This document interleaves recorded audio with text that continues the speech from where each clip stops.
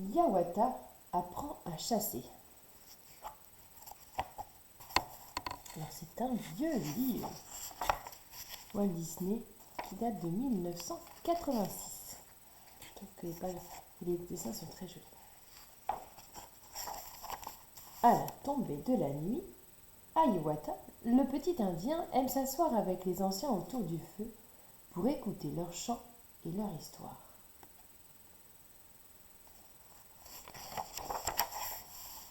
Hiawatha a beaucoup à apprendre. Sa grand-mère, Nakomis, lui enseigne des tas de choses pour qu'il devienne grand et puisse se défendre. Elle lui explique comment construire un canoë avec un tronc d'arbre ou bien comment cuire le poisson. « Désormais, tu ne me promèneras plus le ventre vide, » explique-t-elle. Elle lui montre également comment trouver l'étoile polaire pour ne plus se perdre la nuit. Et puis elle apprend à Hiawatha à aimer tous les animaux de la forêt. « Ainsi tu auras toujours un ami », ajoute grand-mère Nakomis.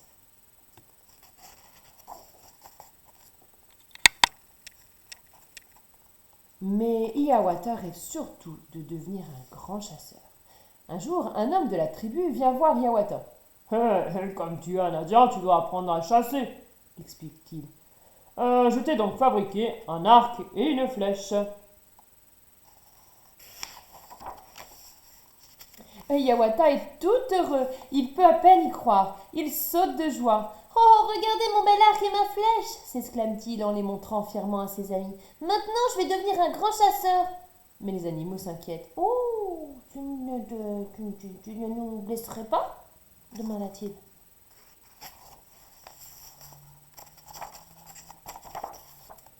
« Bien sûr que non, répond Hiawatha.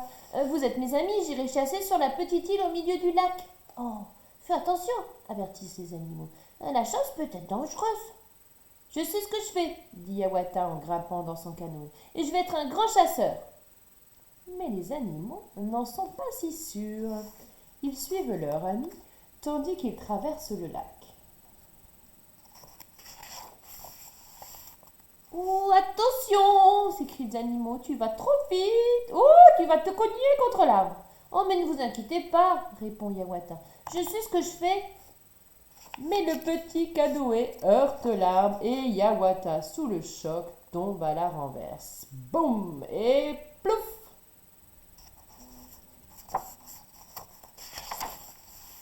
Les animaux savent bien que ce n'est pas gentil de rire, mais ils ne peuvent s'en empêcher. Hiawatha ne trouve pas ça drôle du tout. « Ça suffit !» s'écrie-t-il tout ruisselant. « Ne vous moquez pas de moi !»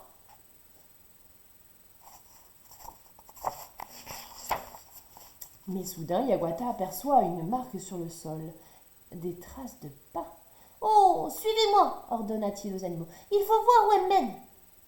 Hiawatha est très excité. Le voilà déjà en route vers sa première aventure de chasseur.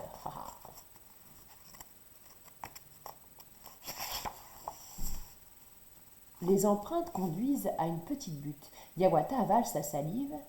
Il ne peut en croire ses yeux. Devant lui, une énorme sauterelle. Oh, la sauterelle ne reste pas immobile longtemps. Sans prévenir, elle bondit et disparaît. Oh, Hiawatha ne s'attendait pas à cela. « Oh !» s'écrie-t-il en tombant à la renverse dans un buisson. C'en est trop pour son ami, le petit lapin, qui éclate de rire en se tenant les côtés. Quel chasseur! Oh, je n'ai jamais rien vu d'aussi drôle. Hiawatha est très vexé. « Je vais te montrer ce qu'est un chasseur, » lança-t-il. « Tu vas le regretter. » Et il se met à pourchasser le lapin à travers l'île. « Au secours !» crie le petit lapin. Hiawatha le poursuit jusqu'au lac. Le lapin est piégé car il ne sait pas nager. « Ah, je te tiens enfin !» s'exclame Hiawatha en colère. Il ajuste une flèche et vise le lapin. « Oh non !» supplie-t-il. « Je te demande pardon !» Il se met à pleurer. Hiawatha regrette aussitôt son geste. Il pose son arc et console le petit animal. Il ne voudra plus jamais blesser quelqu'un.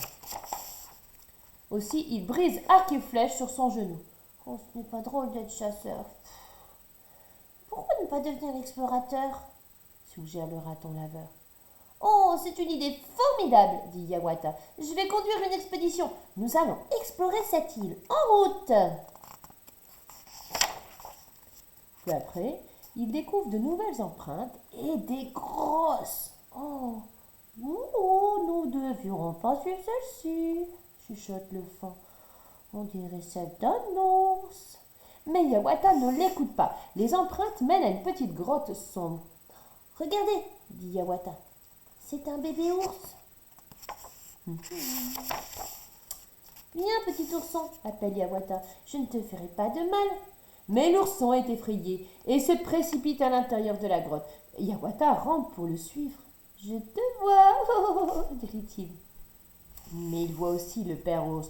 Gronde l'ours furieux. Au secours crie Yawata en s'enfuyant. Yawata court de toutes ses forces, mais il n'est pas de taille face à un ours gigantesque. Heureusement pour Yawata, deux castors travaillent par là. Ils sont presque venus à bout d'un tronc d'arbre en le rongeant. Vite lui crie-t-il, passe par ici. Yawata obéit. Il dépasse l'arbre et lorsque soudain, l'arbre s'écroule et assomme l'ours. Hurrah, hurrah, nous l'avons eu, s'écrient les castors. Oh, tu devrais être plus prudent, remarque le fan. La prochaine fois, tu n'auras peut-être pas d'autant de chance. Ouh. Yawata embrasse le lapin, heureux d'être toujours en vie. Yawata cueille quelques fleurs et les offre au castor. Je vous remercie de m'avoir sauvé, dit-il. Yawata, prévient le raton laveur. Il se fait tard, il est temps de rentrer. Mais quand il arrive sur la berge, le canot a disparu. Mais que faire à présent se demande Yawata. Je ne peux pas nager jusque l'autre rive. Les deux castors accourent. Nous allons retrouver ton canoë, disent-ils, et ils plongent dans le lac. Le canoë est bientôt ramené au rivage.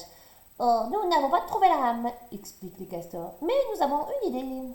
Et c'est ainsi que Yawata s'assoit à l'avant du canoë, tandis que les castors utilisent leur queue pour remplacer la rame.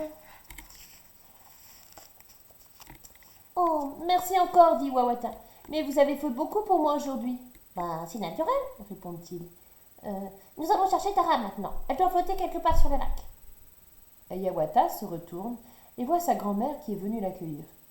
Alors, Yawata, demande-t-elle, comment va mon petit chasseur? A-t-il eu une journée bien remplie? Il s'assoit sur un rocher près de la tente et Yawata raconte à sa grand-mère tout ce qui lui est arrivé. Crois-tu que ce soit une bonne idée de vouloir être explorateur plutôt que chasseur? Demande Yawata. Pourquoi pas? Répond Nakomis. Être explorateur est très intéressant. Puis Yawata va se coucher. Fais de beaux rêves, petit explorateur, chuchote Nakomis. Et elle chante doucement, tandis que Yawata s'endort. N'hésitez pas à mettre un pouce si cette histoire vous a plu.